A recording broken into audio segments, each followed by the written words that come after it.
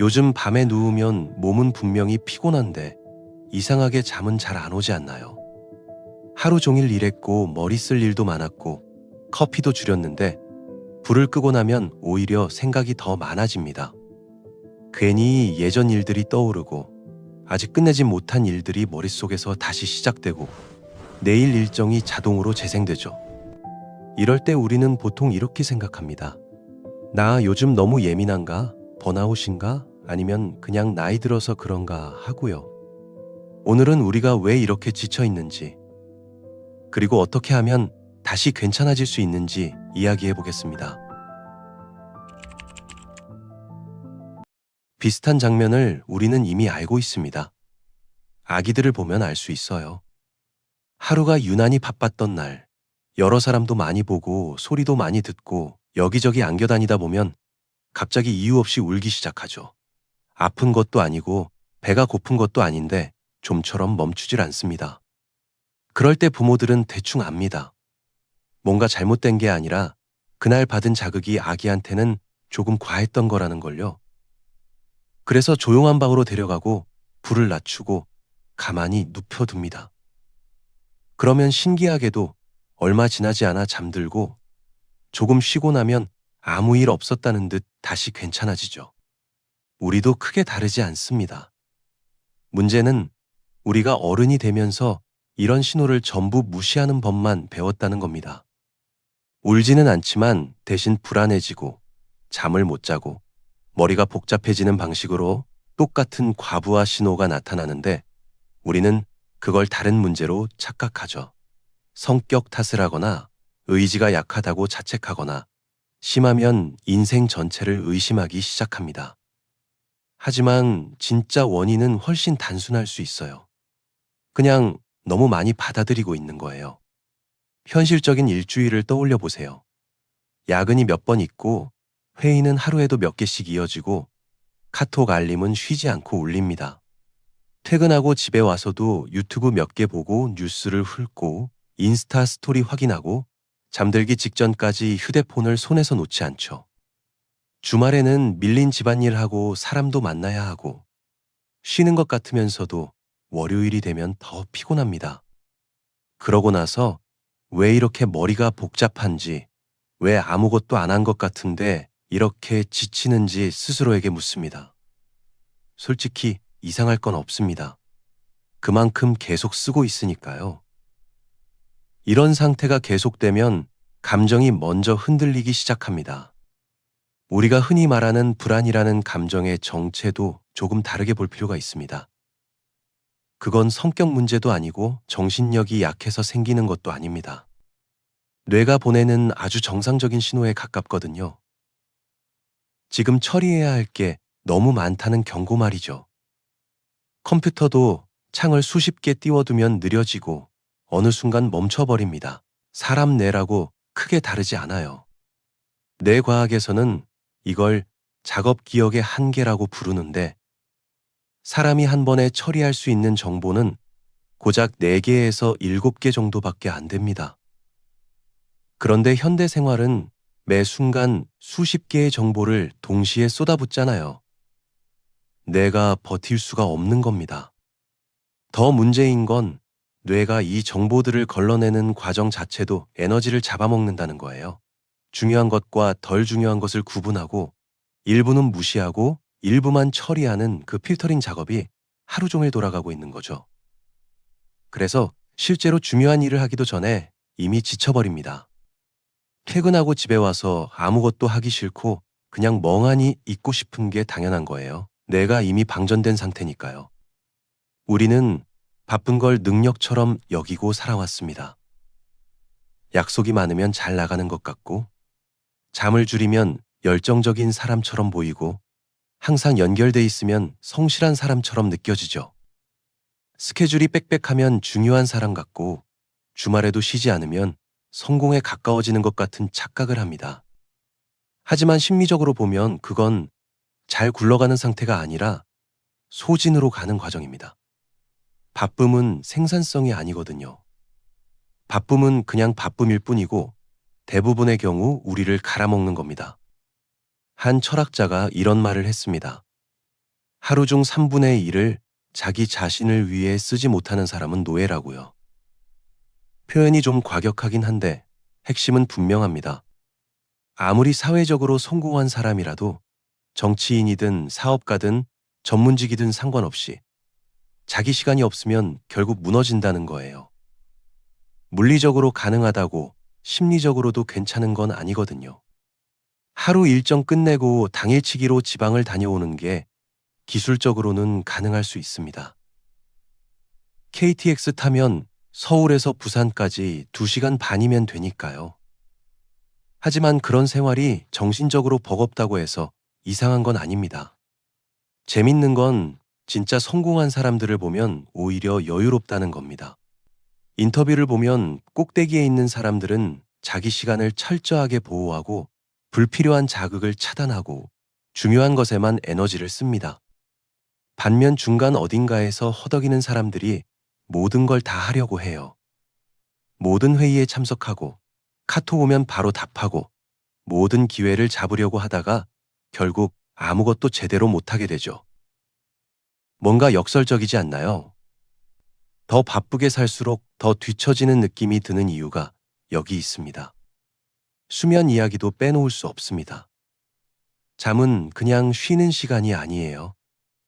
내가 낮 동안 받아들인 정보를 정리하고 필요 없는 건 버리고 중요한 건 장기 기억으로 옮기는 시간입니다.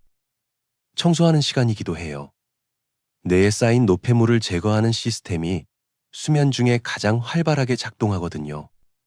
잠을 줄이면 이 과정이 제대로 안 되니까 뇌에 찌꺼기가 쌓이고 그게 장기적으로 치매 같은 질환의 위험을 높인다는 연구 결과도 있습니다.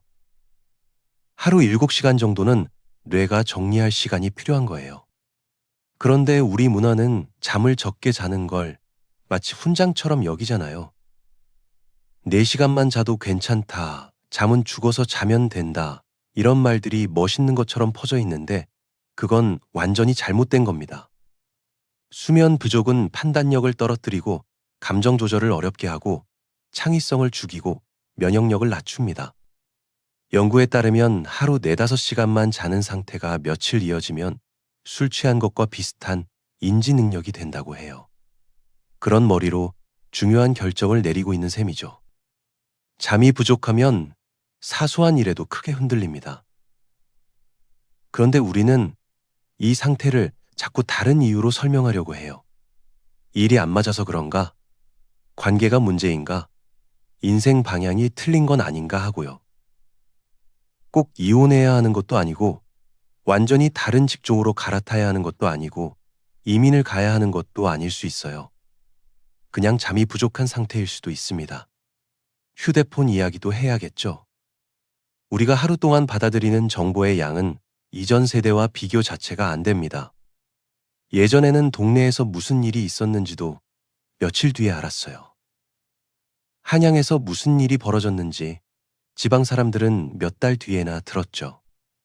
지금은 지구 반대편에서 벌어진 일까지 실시간으로 들어옵니다. 문제는 그 정보 대부분이 우리 삶에 직접적인 영향을 주지 않는다는 겁니다.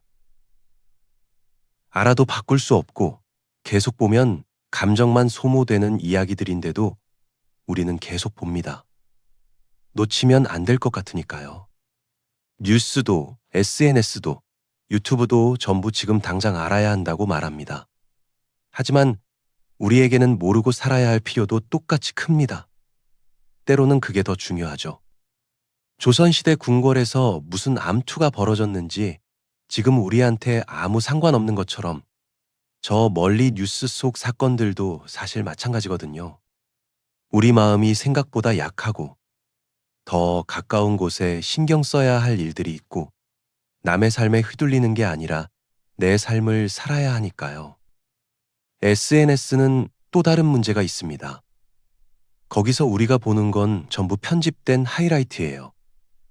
남들의 가장 좋은 순간, 가장 멋진 모습, 가장 성공한 결과만 보면서 자기 삶의 민낯까지 다 보이는 나랑 비교하니까 당연히 초라해 보이는 거죠. 그게 우울감을 키우고 불안을 높이고 자존감을 깎아먹는데 우리는 하루에도 수십 번씩 인스타랑 유튜브를 들여다보잖아요. 스스로 상처 주는 거랑 다를 게 없습니다. 알림 하나하나가 우리 집중력을 깨뜨린다는 것도 알아야 해요. 한 연구에 따르면 방해를 받은 뒤 원래 하던 일에 다시 집중하는데 평균 23분이 걸린다고 합니다. 근데 알림은 몇 분에 한 번씩 오잖아요. 그러면 우리는 하루 종일 제대로 된 집중 상태에 한 번도 도달하지 못한 채 끝나는 거예요. 그러면서 왜 일이 안 되지? 왜 끝이 안 나지? 고민하는데 답은 뻔하죠. 계속 끊기니까 그런 겁니다. 문제는 이 모든 자극이 낮에 끝나지 않는다는 겁니다. 우리가 밤에 불안해지는 이유도 여기서 연결됩니다. 하루 종일 생각할 틈 없이 움직이다가 불을 끄고 누운 순간 뇌가 밀린 정리를 시작하는 거예요. 낮에 미뤄둔 생각과 정리하지 못한 감정들이 그제야 올라오죠. 불면증과 불안은 결국 낮 동안 제대로 안 한 생각들에 대한 뇌의 복수입니다. 그래서 잠자리에 들면 오히려 더 괴로운 거예요. 이걸 막으려면 의외로 대단한 게 필요하지 않습니다. 아무것도 안 해도 되는 시간이 의도적으로 필요해요. 멍하니 앉아있는 시간, 생각이 왔다 갔다 해도 굳이 막지 않는 시간 말이죠. 정리할 때는 이 세 가지만 봐도 충분합니다. 요즘 나를 가장 불안하게 만드는 게 뭔지, 반복해서 스트레스를 주는 게 뭔지, 그리고 요즘 나를 조금이라도 설레게 하는 게 있는지요. 이걸 매일 완벽하게 할 필요는 없어요. 하루에 10분이면 충분합니다. 그 10분이 쌓이면 밤이 훨씬 조용해져요. 디지털 단식이라는 게 있습니다. 일정 시간 동안 모든 디지털 기기를 끄고 사는 건데 처음에는 불안하고 뭔가 놓치는 것 같은 느낌이 들어요. 손이 자꾸 휴대폰을 찾고 괜히 조바심이 나죠. 근데 이틀이나 사흘 지나면 신기한 일이 벌어집니다. 머리가 맑아지고 생각이 깊어지고 감정이 안정되고 주변이 더 잘 보이기 시작해요. 그제야 우리가 얼마나 시끄러운 환경에서 살고 있었는지 깨닫게 되죠. 완전히 끊을 필요는 없어요. 하루에 몇 시간만이라도 알림을 꺼두는 것, 자기 전 1시간은 휴대폰을 멀리 두는 것, 이런 작은 시도만으로도 차이가 큽니다.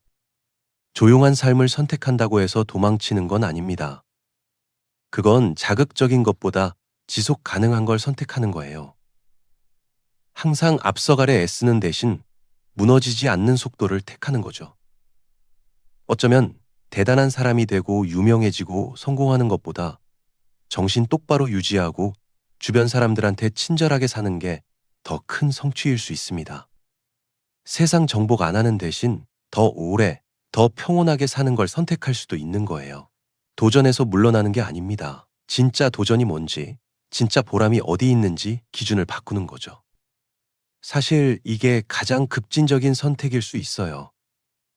왜냐면 지금 이 사회 전체가 반대 방향으로 달려가고 있으니까요.